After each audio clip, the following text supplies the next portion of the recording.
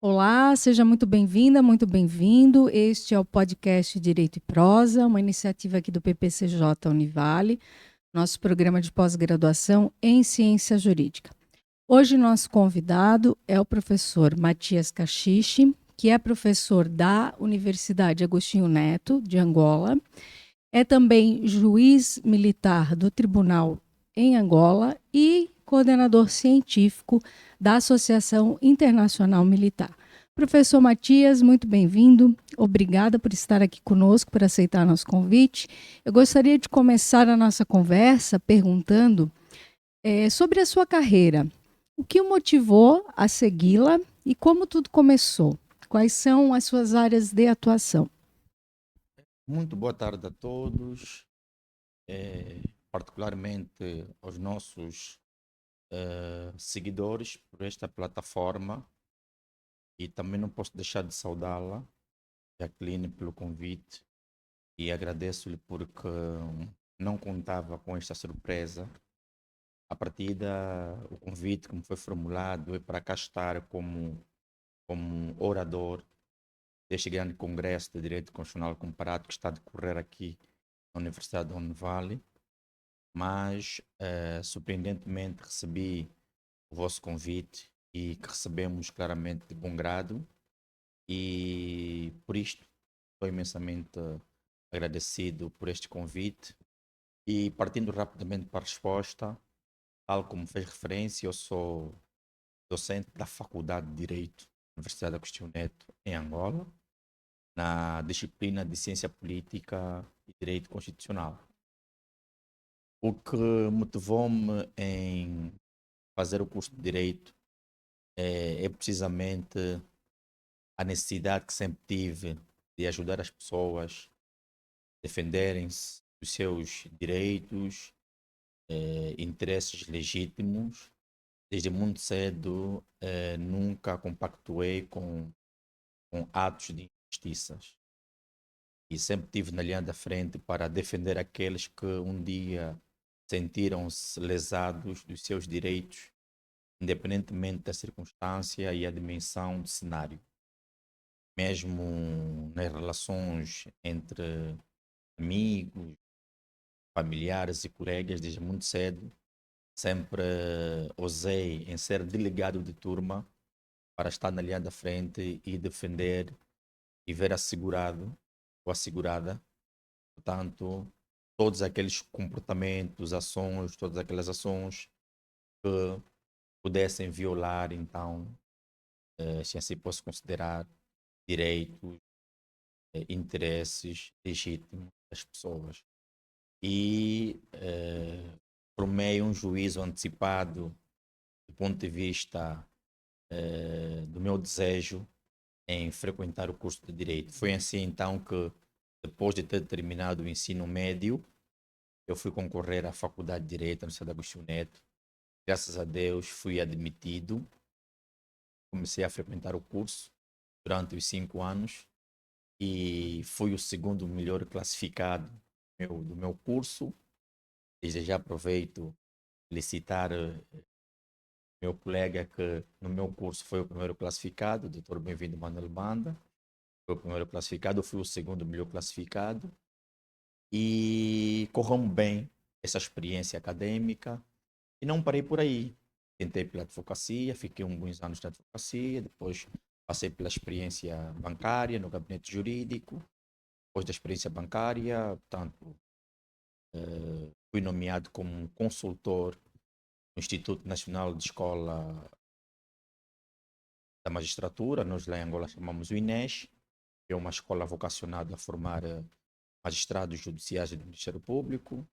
Exerci funções de consultor da diretora na altura e também sempre levei esta veia docente como professor. Comecei como assistente estagiário, comecei como monitor, depois assistente estagiário. Atualmente a minha categoria é de assistente há mais de 10 anos na Faculdade de Direito, tal como fiz referência anteriormente, na disciplina de Ciência Política e Direito Constitucional. E para além de Agostinho Neto, também sou professor e regente na cadeira de Direito Constitucional, no Instituto Superior Metropolitano de Angola. E tive tanto experiência em outras universidades e institutos, como atualmente o Instituto Otávio Serra Vanduni, que é uma escola vocacionada à formação de oficiais para a Polícia Nacional, e outras universidades que aqui agora não me ocorrem, tanto a qual tive esta experiência acadêmica. E depois da experiência da advocacia, passei para a experiência, e até agora continuo na experiência da magistratura, e a minha magistratura não é a magistratura civil, é a magistratura militar. E para ser magistrado militar, um dos requisitos sine qua non é ser militar. Para isso tive que suspender as atividades da advocacia e tanto ingressar para as Forças Armadas de Angola. Fui submetido a um processo de recrutamento. Após a fase de recrutamento, fui para o treinamento militar. Depois do treinamento militar, fui submetido a uma formação de oficiais, jurei a bandeira, terminei o ciclo do treinamento militar e a formação do componente militar. Após isto, então, fui para a escola de formação de juízes.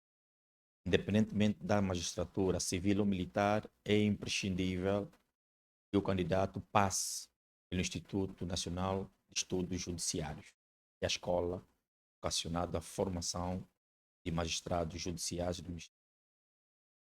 E assim fui para o INES, depois do INES fui nomeado juiz militar. E neste percurso da magistratura militar, ingressei na Associação Internacional de Juízes Militares, onde atualmente exerço funções de coordenador científico internacional desta organização, um mandato de 5 anos renováveis por igual período de tempo.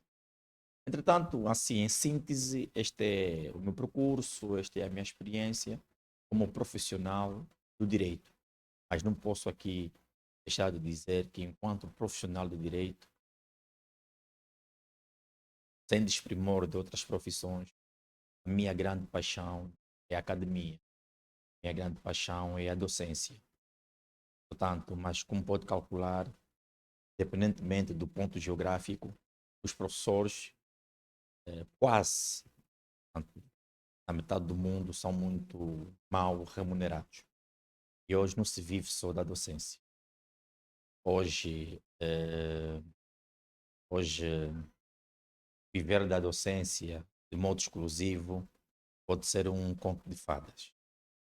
Há muitos de nós que amamos a docência a tempo integral, procuramos equilibrar esta atividade, esta profissão com outras, cuja remuneração é ligeiramente equilibrada ou melhor. Mas ainda assim, a profissão que muito gosto, faço por amor, é a docência. E olha que não é nenhuma inconfidência, eu dei aulas na Faculdade de Direito da Universidade Agostinho Neto há mais de 10 anos sem nunca ser remunerado. Ou seja, eu fiquei a dar aulas há mais de 10 anos sem remuneração na Faculdade de Direito da Universidade Agostinho.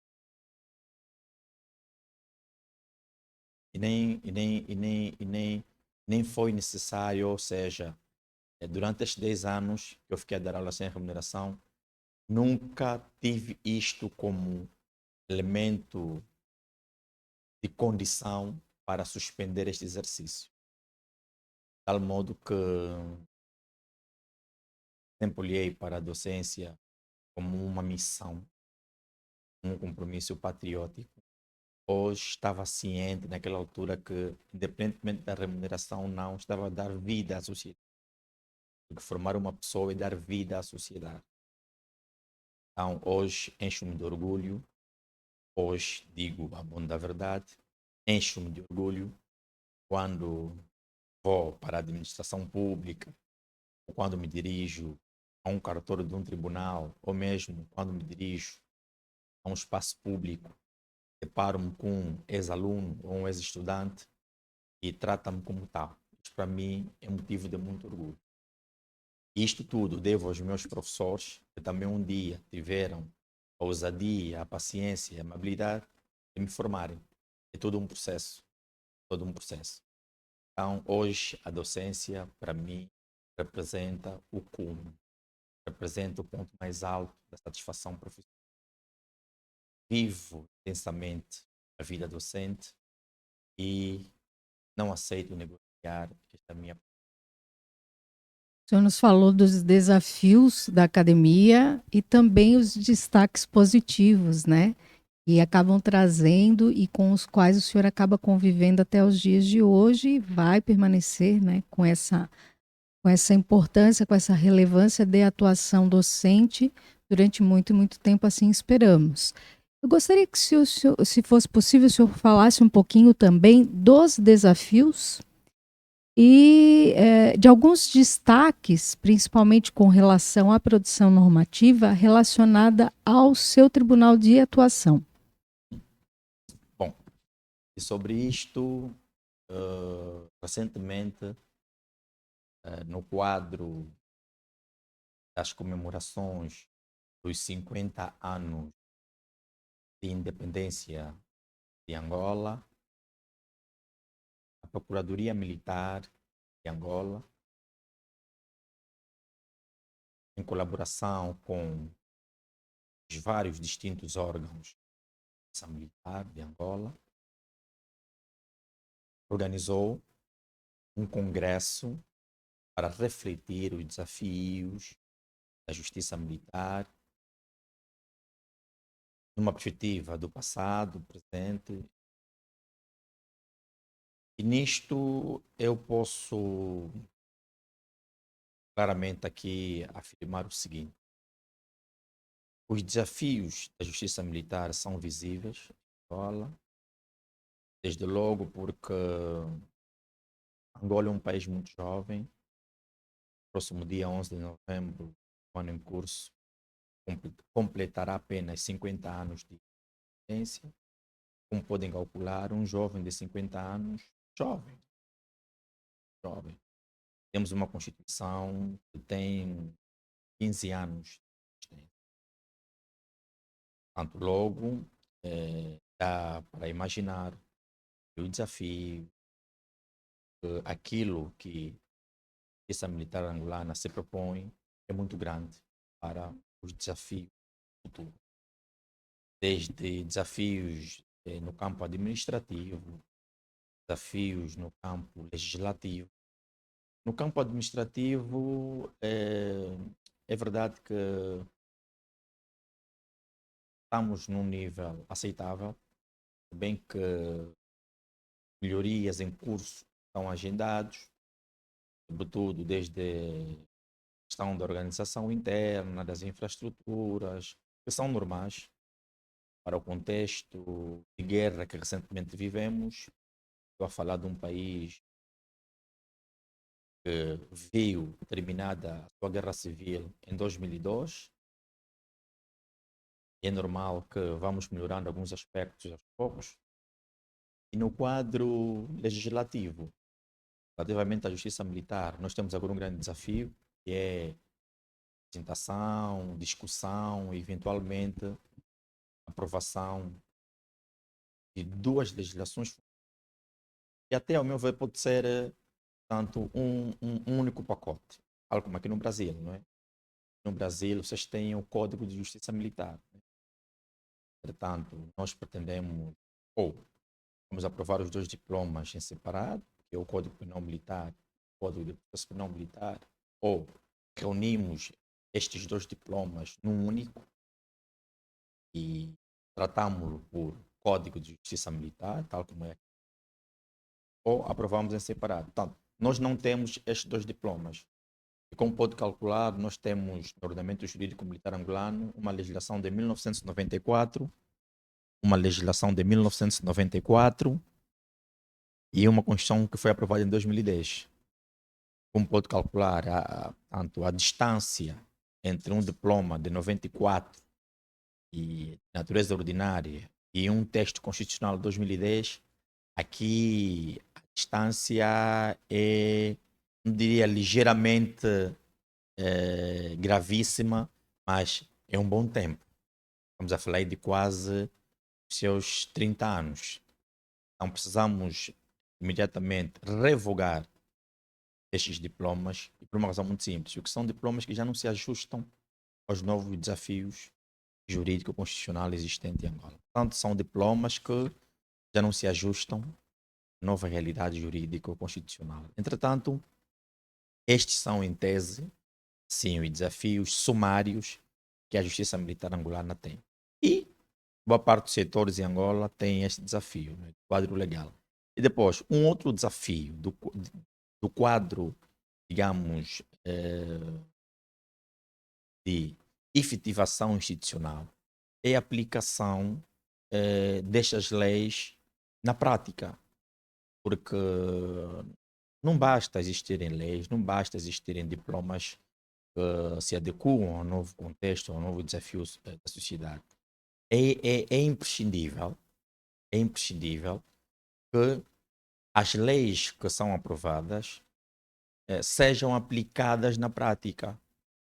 Você me faz perceber. É importante isto, porque se do ponto de vista institucional existir alguma dificuldade, alguma resistência, a- alguma falta de educação jurídica ou alguma falta de sensibilidade jurídica no processo de aplicação das leis, é um tanto quanto complicado relativamente aos seus destinatários, que são os cidadãos. Por quê? Porque se existir alguma dificuldade no processo de aplicação de uma lei, estaríamos a pôr em causa dos valores, se não mesmo estaremos a pôr em causa dois fins últimos do direito, nomeadamente a segurança e a certeza jurídica.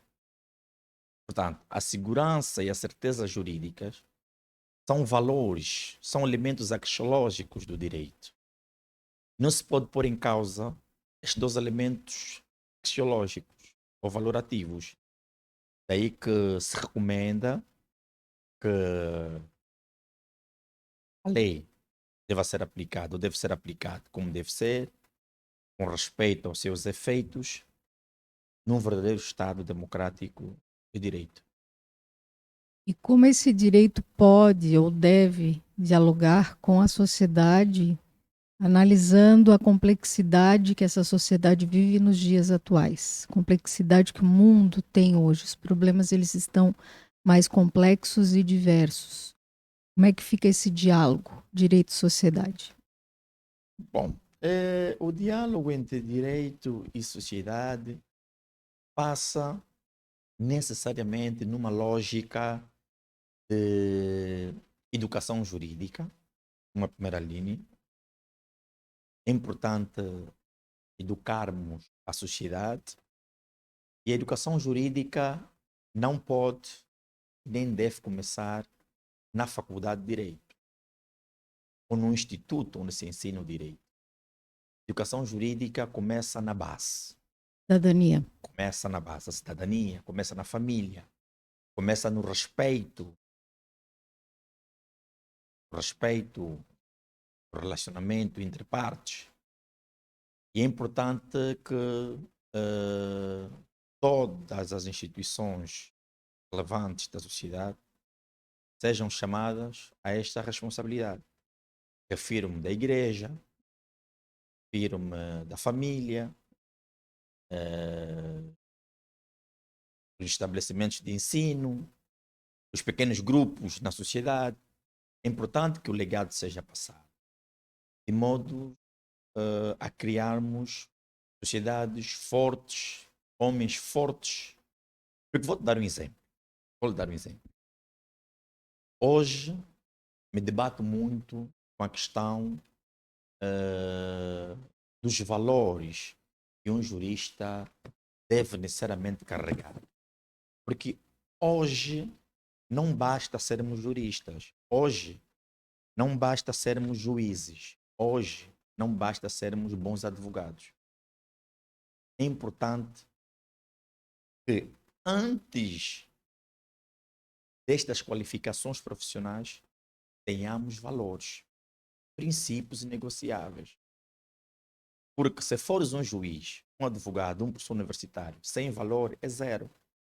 Um magistrado que se corrompe no processo, um professor que se corrompe durante a sua atividade docente, um advogado que não é justo, não é leal com os princípios próprios da advocacia, vale zero. Então, hoje por hoje, nada vale sermos, do ponto de vista da competência, sermos profissionais competentes quando não estamos imbuídos, recheados de princípios e valores. Então, isto é um elemento que me preocupa muito no diálogo entre direito e sociedade. Nós hoje queremos bons homens, homens com estrutura para a liderança e uma liderança exemplar. Quando a liderança não é exemplar, é para esquecer. Nem há tempo para perder quanto a isto. Então, eu apelo muito aos meus estudantes que não basta terem um 17, um 18, 20 valores. Antes dos 17, 18 e 20 valores, seja um homem de princípio e valor. No final das contas, o seu comportamento, a sua atitude, os seus princípios, os seus valores é que te vão moldar num bom profissional. E isto começa da base.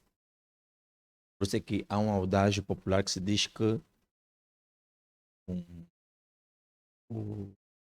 um adágio popular que diz que o mal corta-se pela raiz. Não é? O mal corta-se pela raiz. Então, Jaqueline, aqui vai esta nota muito importante e aproveito os estudantes que nos estão a acompanhar a partir da vossa plataforma, deixar este conselho, este apelo, que mais do que terem boas notas, preocupem-se em serem cidadãos exemplares, com princípios e valores, porque o que a sociedade espera de nós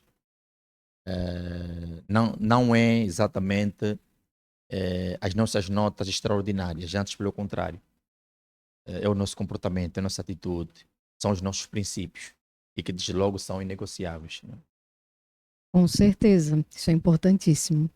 Professor Matias, só para encerrarmos, o senhor está aqui na Univale participando de um evento que é intitulado Constitucionalismo, o Constitucionalismo para a Sustentabilidade e o Enfrentamento das Mudanças Climáticas.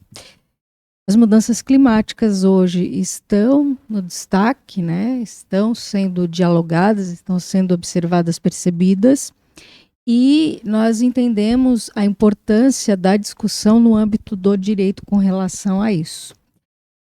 Qual é a mensagem, qual é a sua compreensão sobre essa relação entre constitucionalismo e mudanças climáticas e o recado que o senhor poderia deixar para os nossos ouvintes com relação a essa temática? Bom, primeiro, o que eu gostaria deixar para os nossos ouvintes, e não só para os nossos ouvintes, também para os órgãos decisórios, a primeira nota é a seguinte. É importante que a questão das mudanças climáticas não ponham em causa nunca os direitos fundamentais. É importante que qualquer medida que se venha a tomar relativamente às mudanças climáticas estejam à altura de garantir o bom e o normal exercício dos direitos fundamentais. Depois, é importante que o legislador garanta que os aspectos ambientais acompanhem a visão, o pensamento do legislador constituinte. E depois, uma questão dialética e até ambivalente resulta do facto de que na relação entre seres humanos e o meio ambiente, as pessoas respeitem e saibam respeitar tanto os direitos bem como os deveres de outrem. Porque nessa relação existem vários fatores que influenciam negativamente o exercício dos direitos fundamentais no meio ambiente e que acabam violando o direito de outras pessoas. Daí que nisso o Estado deve ser duro, aplicando sanções administrativas, coimas e até em situações mais gravosas mesmo, pode punir criminalmente, né, mediante um processo competente para o efeito. Então eu recomendo que todos os cidadãos saibam cuidar do meio ambiente, respeitar o meio ambiente e para que possamos viver todos numa lógica de uma convivência sã, à altura dos desafios do futuro. Professor Matias, muito obrigada. Foi muito agradável tê-lo conosco. Esperamos tê-lo mais vezes aqui para conversarmos sobre outros temas também de interesse. E agradecemos especialmente a sua vinda para o nosso evento aqui na Univale também. Eu é que agradeço e fico a aguardar a vossa presença em Angola. Obrigada. No grande primeiro Congresso Afro-Luso Brasileiro de Direito Constitucional Comparado. Será para nós uma grande honra receber-vos lá e que ocorre agora em setembro, né? Setembro, de 24 a 26 de setembro. Perfeito. Muito obrigado por esta oportunidade. Recebam as calorosas saudações da direção da Faculdade de Direito da Universidade Agostinho Neto, através do seu Departamento de Ciências Jurídico-Políticas. Refiro-me exatamente do nosso coordenador, o professor Dr. André Sango, que muito está a fazer para que este congresso seja uma realidade em Angola. E aproveito desde logo agradecer também toda a reitoria da Universidade Agostinho Neto, que está toda engajada para esta atividade. E viva os 50 anos de independência de Angola, viva o Brasil, somos povos irmãos, viva Portugal e viva todos aqueles que juntaram-se a nós para que este congresso seja uma realidade. Viva Angola, viva o Brasil, muito obrigado por tudo e estamos juntos. Estamos juntos com certeza, professor. Que bacana. Nós que agradecemos a oportunidade, os nossos professores estarão lá representando a Univale e é um momento histórico para nós também. É muito importante para nós e na oportunidade vamos dialogar sobre a possibilidade de assinatura de convênio com a Universidade Agostinho Neto em Angola, que começa a abrir portas, né? Tanto para o Brasil quanto para Angola. Espero que os frutos rendam por muito e muito tempo, que esse seja o primeiro passo. Amém. Muito obrigada mais uma vez. Muito obrigado. Eu sou Jaqueline Moretti Quinteiro, nós vamos ficando por aqui. Quero registrar nossos agradecimentos ao Alexandre Zarski de Mello, nosso editor, nossos bolsistas, Luana Abraão, Lucas Souza, Pedro Passos, Júlia Bresolim, e toda a equipe técnica, administrativa e acadêmica aqui do nosso PPCJ Univale. Muito obrigada pela sua participação. Não esqueça de deixar o seu like lá na plataforma de sua preferência e nos encontramos muito em breve. Um grande abraço.